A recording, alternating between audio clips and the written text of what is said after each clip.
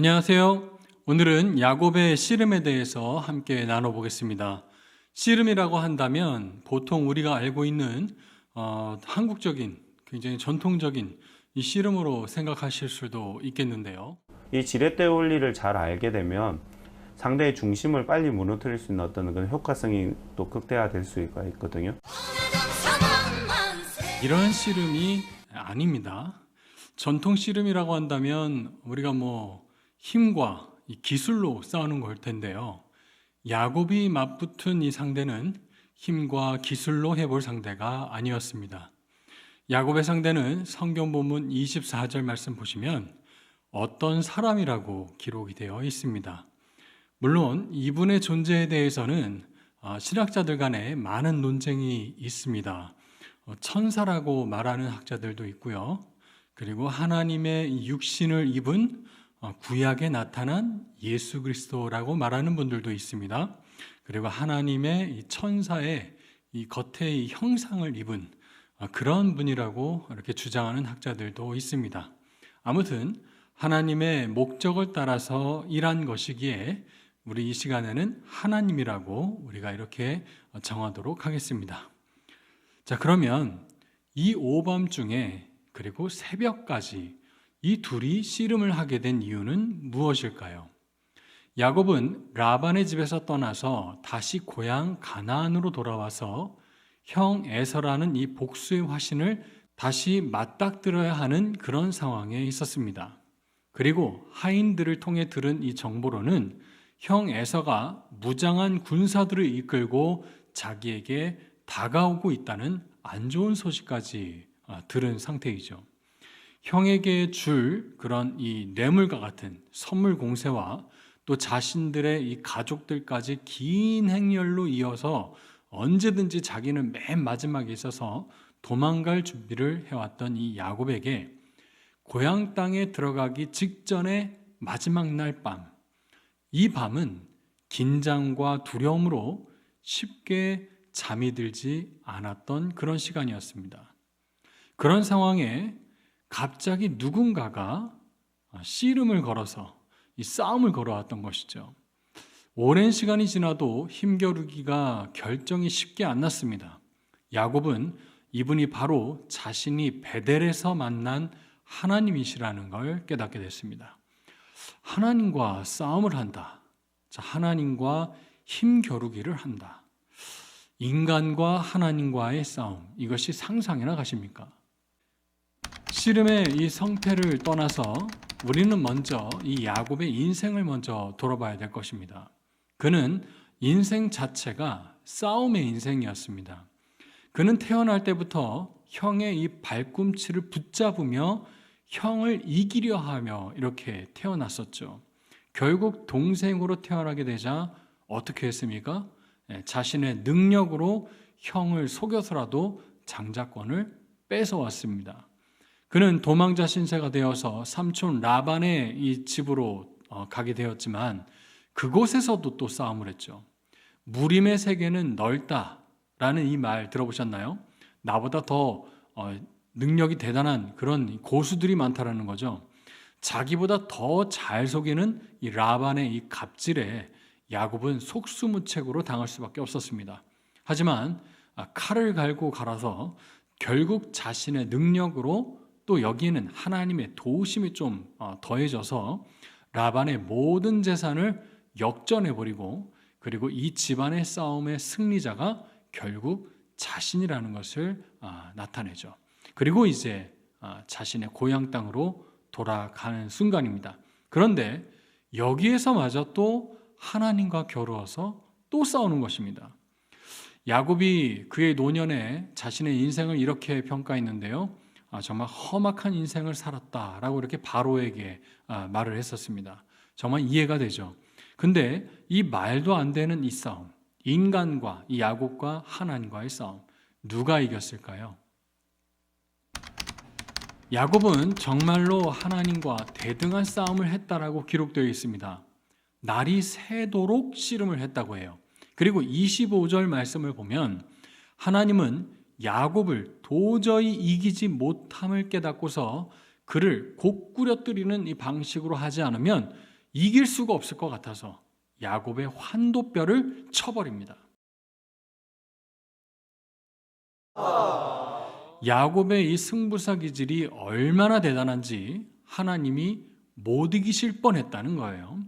야곱이 정말 대단하긴 합니다. 여러분은 하나님과 싸우게 된다면 이길 것 같으세요? 아니면 질 것 같으세요? 어떤 분들은 겸손하게 말씀하십니다. 전지전능하신 이 하나님께 제가 어떻게 이길 수 있겠습니까? 라는 그런 고백을 하시는 분들도 계실 겁니다. 그리고 야곱처럼 끝까지 버티다가 한 대 쳐 맞아야 정신 차리고 고꾸라지지 않겠냐라고 말씀하시기도 하죠. 사실 야곱과 같이 인생의 그런 절대절명의 그런 순간에는 하나님이 때려서라도 올바르게 바로잡기도 하십니다만 우리들은 수도 없이 하나님을 이겨먹는 존재라는 겁니다. 내 뜻대로의 그런 삶과 하나님 뜻대로의 그런 삶에서 우리들은 얼마나 하나님을 그토록 이겨먹어 오셨습니까? 이게 죄라는 걸 알아요. 그리고 이걸 하면 하나님 기뻐하지 않는다는 것 또한 알고 있습니다. 그런데 냉정하게 하나님 쪽을 바라보지 않는 거예요.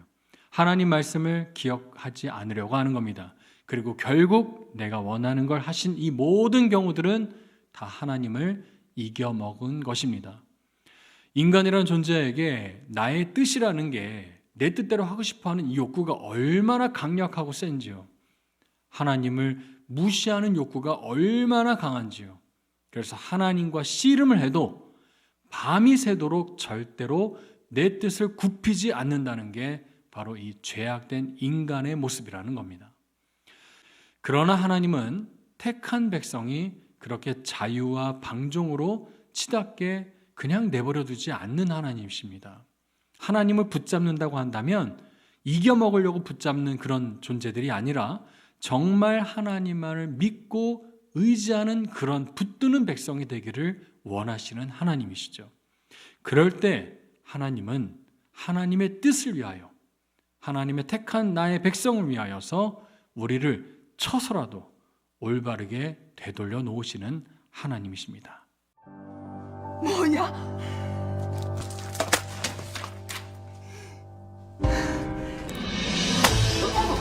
그년이 만든 된장찌개 먹고 싶다며? 그래 이 맛이구먼. Just a perfect day.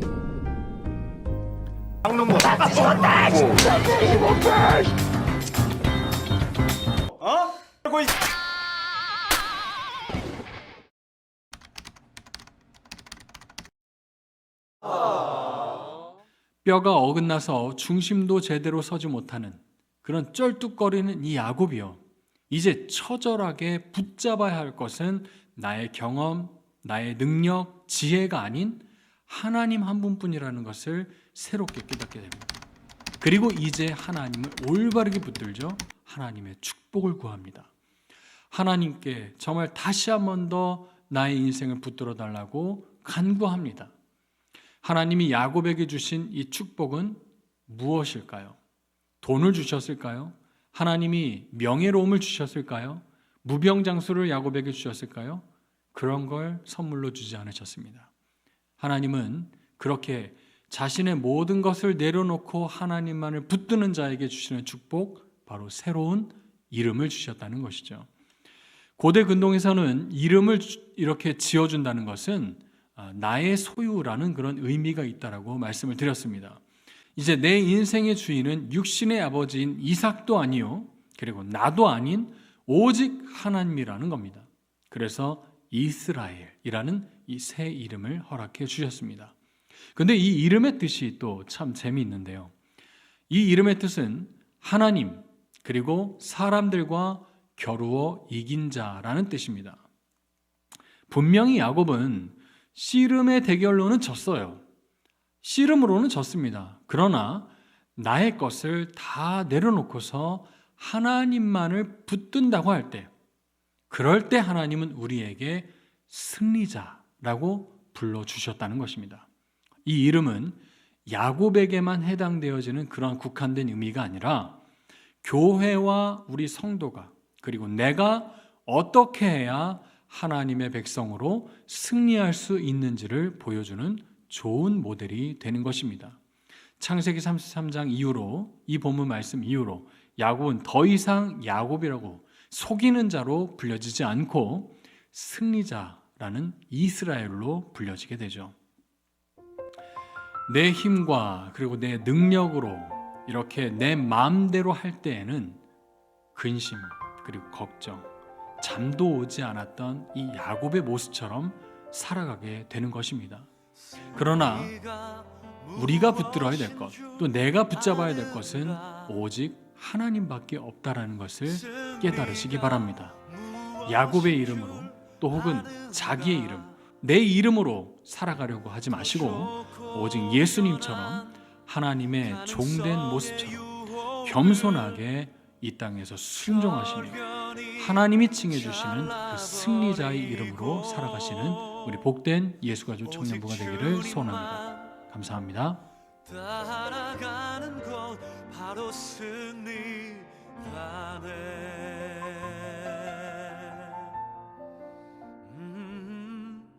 승리가 무엇인 줄 아는가? 승리가 무엇인 줄 아는가? 하고 싶은 말 그 많고 많은 말 힘겹게 억누르고 오직 주께서만 말씀하게 하는 것 바로 승리라네.